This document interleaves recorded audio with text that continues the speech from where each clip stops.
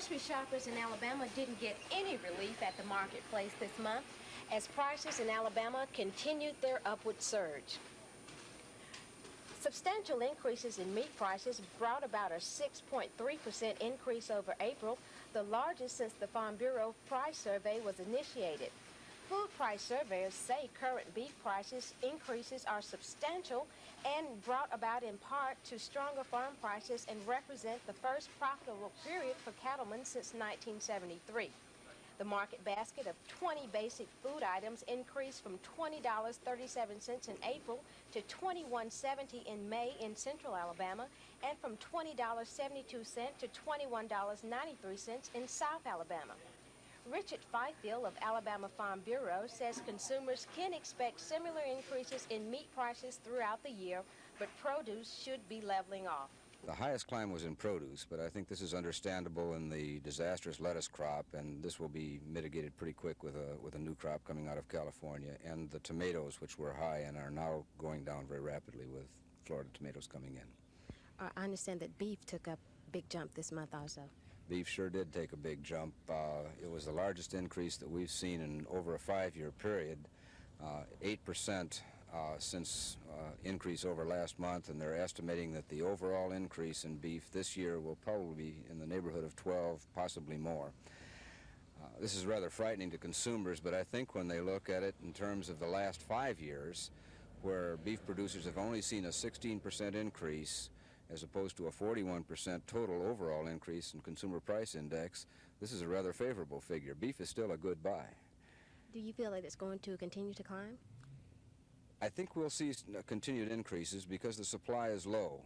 Producers have been forced to liquidate their herds and to cull their herds very drastically because of the production costs and the prices that they've been paid for the past 5 years.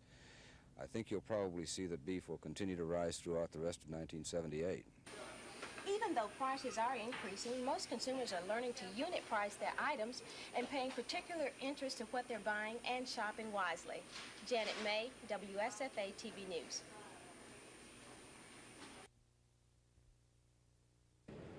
The city police department has purchased 12 of the highly sophisticated radar units, and they've been in operation here in Montgomery since Monday of this week. They have been deployed in areas where people have called to complain of speeders. Officer T.E. Blevins is one who was trained to operate the radar. The old radar we used to use is on what they call an X band, what operates around a little over 10,000 gigahertz. This frequency here is 24,500 gigahertz, and like I say, 95% of the radar detection units now that are put on the market today will not pick this unit up. It's on an FM frequency, a real high frequency. Montgomery Police Major L.A. Pierce explains why the radar is being used in the city and how it is deployed. The main reason is we have an enormous amount of speeders in the city of Montgomery, and it's to cut down on traffic fatalities, injuries, and the amount of damage to automobiles. As for a 1-year period of last year, we had 8,600 accidents investigated by the police in Montgomery.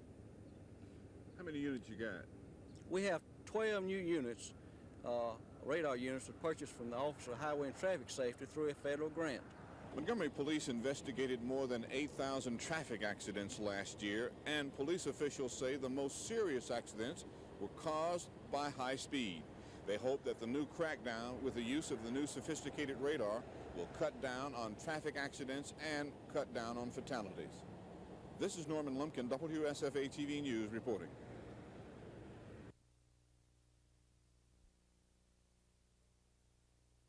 Governor Wallace has issued the following statement. I am shocked and saddened by the death of Jim Allen. Alabama has had no greater public servant, nor has anyone been more dedicated to our state and our people than this great American. He has given of himself far more than should be expected of a public servant, and I'm sure his personal sacrifices for the cause of his state and his country contributed to his shortened life. I count it among the highest honors to have been his personal friend, and his death is a deep personal loss.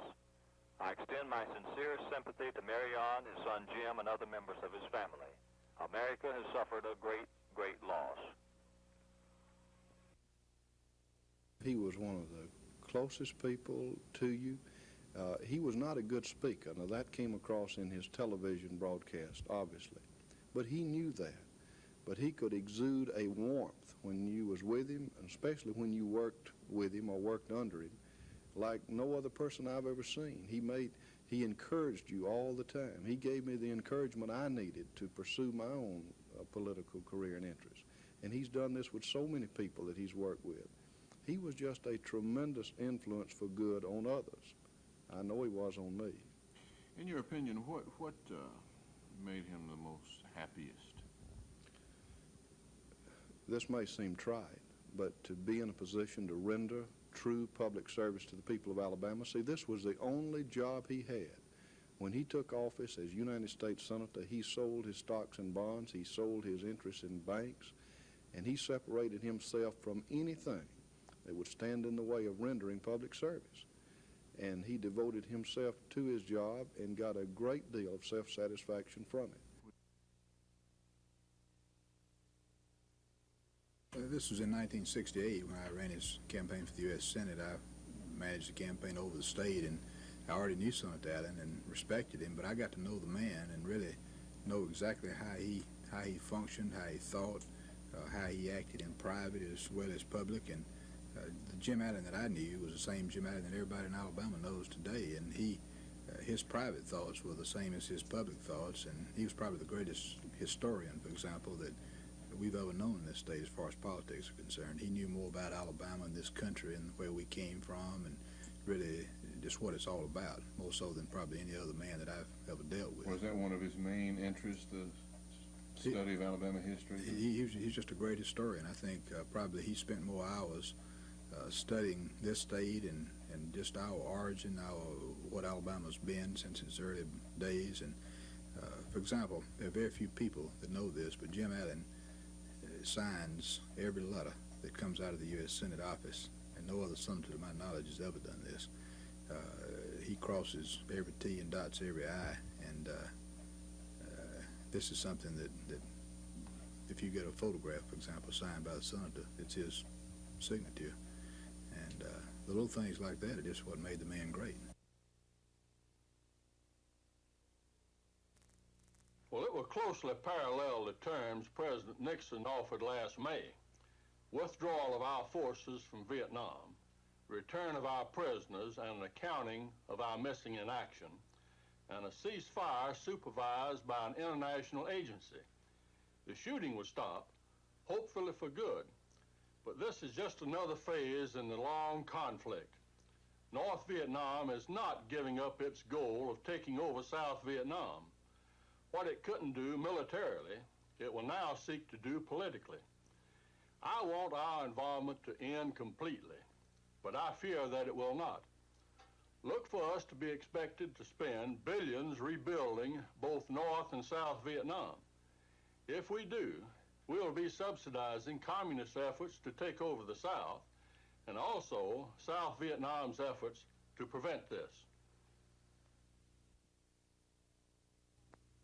Such a plan is of doubtful constitutionality, for it would have the judiciary performing executive functions.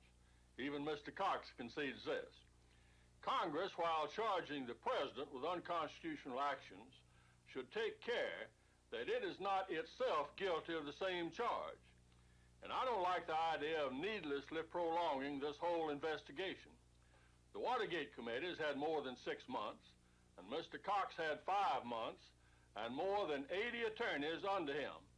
And I don't believe he obtained any indictments, though a couple of minor characters turned government witness and pled guilty to reduced charges. My thought is that where there have been violations of law, let there be indictments and prosecutions, but let the matter finally be concluded. The whole nation is suffering.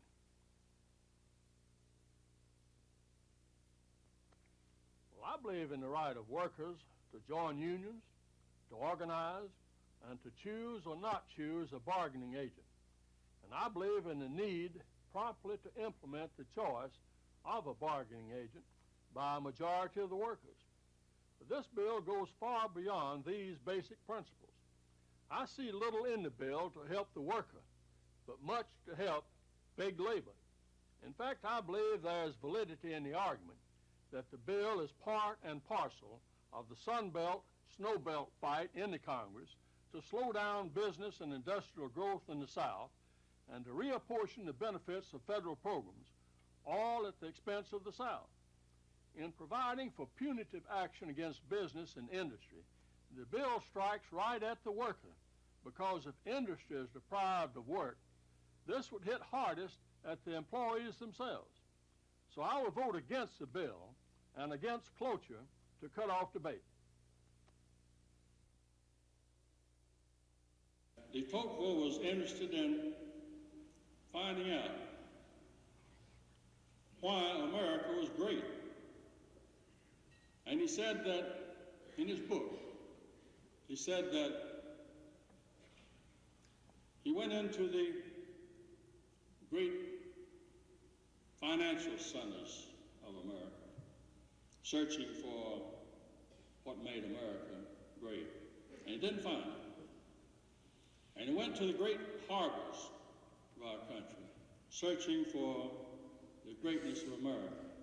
And he saw ships come in from foreign countries and ships go out plying their trade. And he thought he'd find the greatness of America there, but he did not. And he said that he went down into the mines of America, knowing that America was rich in resources, looking for the greatness of America. And he didn't find it there. And he said that it was not until he went into the churches of America that he found what made America great. And he said that America was great because America was good. And his conclusion was that when America ceased to be good, it would cease to be great. So that would be another ingredient that I'd add, another part of the blueprint of what would contribute to the greatness of America in this third century. And that would be that America continue to be a good so that it can continue to be great. Thank you very much.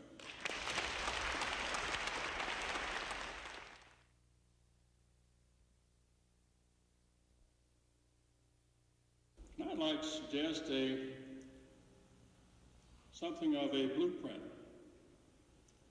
for greatness for America as we start the third century of our independence as a nation. I would suggest that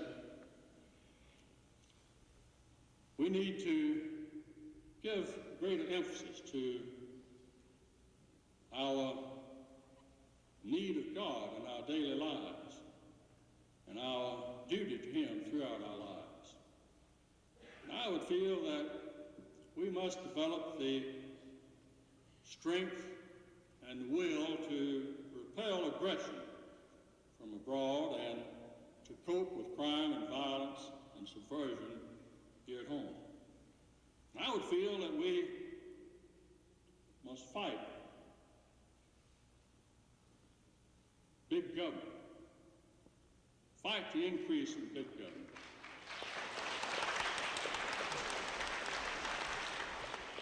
You know something about that with EPA and OSHA, all the other regulations that the government gives, and it's getting bigger and bigger all the time. We've got to fight the increase in big government, keep it from taking over our lives and depriving us of our rights and liberties and freedoms and destroying the free enterprise system.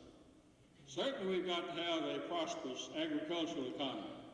We've got to continue to produce the food and fiber for all of our people and for much of the free world, and that must continue.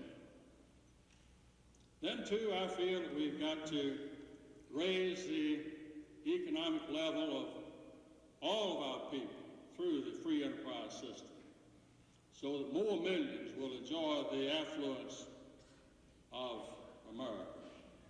And then, too, I feel that we must become self-sufficient in energy without destroying our environment and without destroying our non-renewable natural resources. Yes, and I feel that we've got to have a rebirth of patriotism, a rebirth of the work ethic that has just about passed from the scene in many sections of our country. We've got to learn to live at peace with our fellow man here at home and abroad. So certainly, I feel that we must give added emphasis to the role of the family as the basic part of our society. And we've got to avoid the collectivization of our people. And certainly, we've got to continue to be a nation of laws and not of men. Like all other Alabamians, I really haven't recovered yet, because this is a real statesman. Alabama lost, in my consideration, judgment, a real statesman. We're going to miss him. This is one time when I just don't believe we can place a gentleman as astute and a man who was such a parliamentarian as Senator Jim Allen. I have just been hurt. Alabama's been hurt, and it's going to take us a long time to recover from his death. Senator Allen was an outstanding presiding officer of the Senate. He was a parliamentarian, and he had great rapport with the members of the Senate, and I followed him very closely during the time that he was there, and I'm sure that every person who served under Senator Jim Allen feels the same way that I do, and I think his experience in the Senate was a great factor in him becoming such a great dominant force in parliamentarian rules that exist in Washington. I just want to say that on behalf of the people of Tuskegee, we are deeply saddened at the loss of this outstanding Alabamian and great American. Senator Allen was a person that you could communicate with. As a matter of fact, just today I wrote to him a letter asking for his full support of voting rights for the District of Columbia. But in that same letter, I took the opportunity to thank him for his support that he had given in the past for many programs which have benefited both black and white Americans, and in particular those of us here in Alabama. Senator Allen will long be remembered for his political leadership, and in particular his parliamentarian skills, which he so exemplified on the floor of the United States Senate. He will be a man remembered and respected because if he gave his word, you could count on it. And if he was against something, you could also count on that. And you could respect a man who took that kind of a position. So the people of Tuskegee, Alabama, joins with the people of Alabama and the rest of the nation in mourning the passing of an outstanding statesman.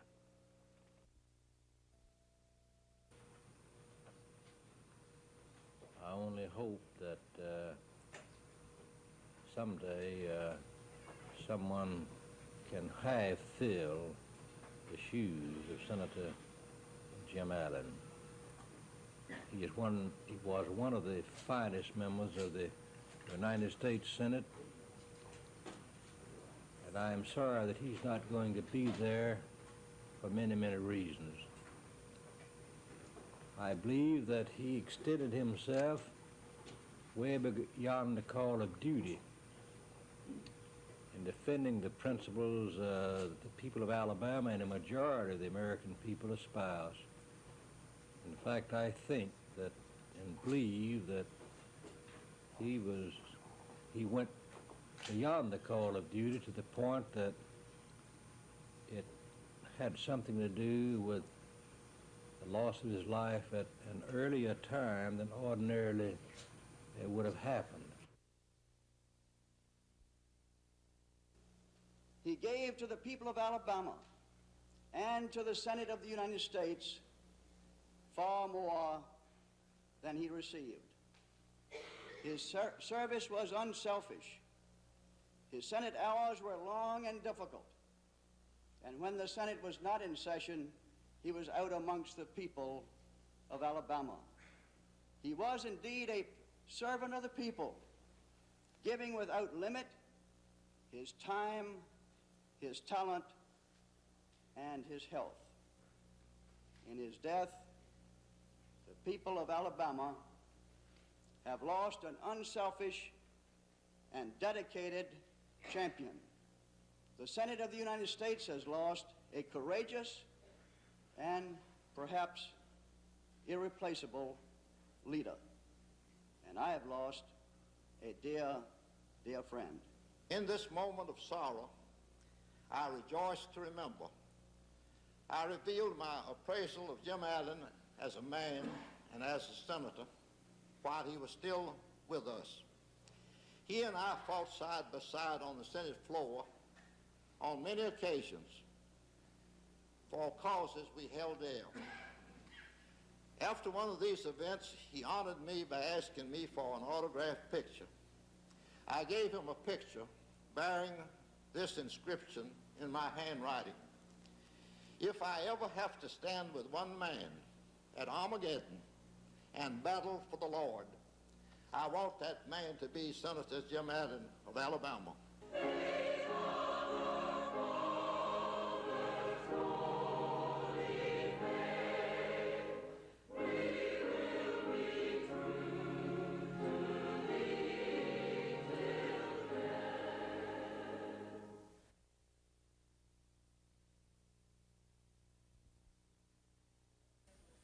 Here on Monticello Drive in Montgomery, Alabama's Public Library Service provides a library for the blind and physically handicapped. Under the direction of Anthony Mealy, Miriam Pace administers the program, which was transferred here from the Special Technical Facility at Talladega. In January 1977, the Alabama Public Library Service was awarded a Public Works grant to add the blind and physically handicapped library to the present building. It's one of the two newest types in the state and among the few in the nation. It's also a facility that is used mainly through the mail. Miss Miriam Pace. We have a totally barrier-free structure inside and outside. It's 50,000 square feet, 2 stories, complete with passenger elevator and freight elevator. There are no curbs. All doors are electronically operated. We have guide rails and rails for canes leading into the building, which pass fragrance gardens, by the way. We have rounded walls. All the office areas are surrounded by 5-foot-high rounded partitions, so that if a blind person does happen to run into one of these surfaces, it will do them no damage because they'll hit the rounded edge. Everything is accessible to a wheelchair. The furniture itself is grouped so that a wheelchair can maneuver easily, as can a blind person with a cane, or without a cane for that matter. The furniture is rounded, it's low, it's all the way to the floor, it's upholstered. There are no lamps to knock over, no ashtrays to knock over. We've tried to eliminate every possible barrier which could prevent just pleasant enjoyment of a public library. We have a large conference room with all the seating, all the chairs in there that form the seating have no front legs. And to sighted people and people with no handicaps, this is a little unnerving at first. They don't particularly want to sit in a chair with no front legs, but they're very comfortable. In fact, they rock very nicely. The conference room overlooks a waterfall that was created so that the blind person could hear the very pleasant sound of water falling from level to level. The deaf people could see it because not only do we serve blind and physically handicapped, but also deaf and non-speaking. The remainder of the building, all doors are sliding. They're all 36 or plus inches wide. The elevators are brailled so that there's no difficulty operating them. If you'd like to browse into the second floor stack area, it's perfectly accessible. All the aisles are 4 feet wide so that we can not only serve the handicapped person in a wheelchair, but could employ them. All the desks are wheelchair height. The adding machines even have visual displays on them so that if a partially sighted person wants to use the adding machine, the numbers come up in more than 18-point height. Well, we've tried every way we can to think of ways we can not only serve but also employ the blind and physically handicapped. What type of materials do you have available here for the handicapped person? Well, the Library of Congress Division for the Blind and Physically Handicapped provides machines, talking book machines, which are very similar to regular record players, except the speeds are a little different, and cassette machines. They also provide all the cassette books and all the records that make up the talking books. Now, all of this is free of charge. So what we, in effect, do is receive this from the Library of Congress, and then through certain eligibility standards, which we would have to have, we then send the machine of choice, or a machine of each kind, if the person would like that. And then from then on, it's a continual flow of machines and books to the patrons. Now, we do have certain requirements. That would be understandable. A person has to be legally blind or visually handicapped. We serve physically handicapped, and by that, largely, we mean the inability to physically support a book. And we also serve one organic dysfunction, dyslexia, which is, reading backwards. We serve that. But the patron, prospective patron or prospective reader fills out an eligibility form. Usually a public librarian can sign it. Sometimes we do request a doctor's signature. Rehabilitation counselors, home teachers can sign this particular form, so it doesn't present a financial hardship to get it signed. It's sent to us, and we begin service. Can you list some of the current publications that are available for people who would use such a facility? Mm-hmm. We have all the major magazines in Braille: McCall, Ladies' Home Journal, Popular Mechanics, Galaxy, Playboy, which is a big favorite without the centerfold. We have records, floppy disk, I call them. I think the correct name is flexible disc. They're the very thin plastic disc of all other magazines, Reader's Digest, Retirement Living. The list is endless. Boy's Life, anything you can think of practically we can get for you either in Braille, on a floppy disk, or on cassette. Southern Living, for instance, which is quite a favorite in the South, we are able to provide on cassette. How does a person get here to make these services available to him or her? Most of our readers come to us through the mail. That's understandable. It's a little difficult for a blind or a physically handicapped person to reach us directly, so we do take requests by mail to be served. The state agency has 2 in-Watts lines that are free of charge, and the patrons know these numbers, and the public libraries know these numbers. They can call us and request service, and we'll start the process. Of course, we're always delighted when anybody walks in, because we think that's what we are, as a walk-in facility. So walk-in readers are also signed up and are sent home with their machine and their books to start reading. What about future plans for other facilities such as this that exist? In Alabama right now, we're pretty well fixed. In fact, the Library of Congress Division for the Blind and Physically Handicapped has assured us Alabama's in about the best shape now it's ever been. We have this library. Then we have 7 sub-regional libraries in the major cities of the state: Huntsville, Birmingham, Tuscaloosa, Mobile, Dothan, Talladega, Anniston. Those 7 sub-regionals serve the particular counties surrounding them and can provide a good deal of personal service to readers. Now, they cover 27 counties. We cover 40 counties here at the state agency. We feel that right now that's about the best we can do. The system study, which was recently done for the state agency by Public Service Administration, has pointed out there are 5 geographical areas that logically the state could be divided into for library service. And if the system study plans go through, everything works out well, we'll re-examine where the sub-regionals are located. If we think we need more, then we'll add more to it. But right now, we're in fairly good shape. The facility will be officially dedicated this fall. For Composite, I'm George Mitchell.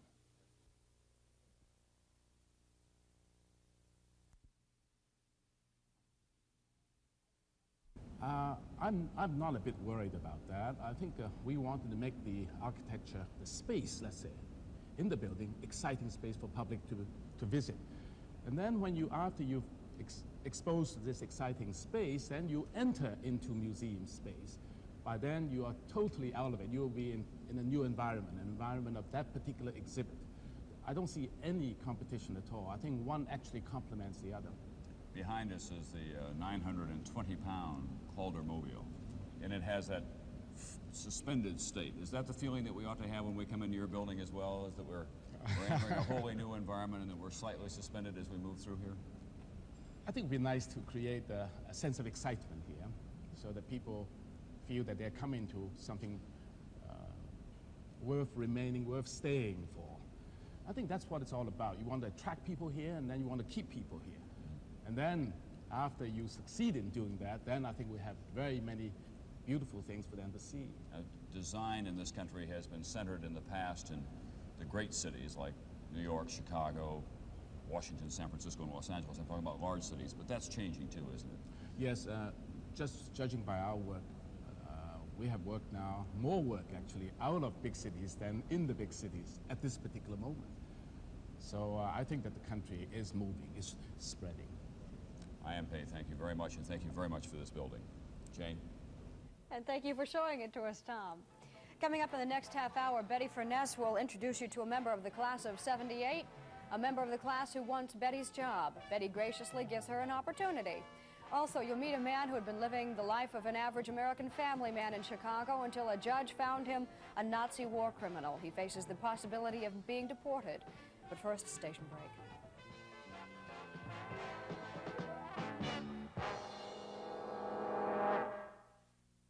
See the Rockford Files, followed by Quincy, Friday starting at 9, 8 Central and Mountain.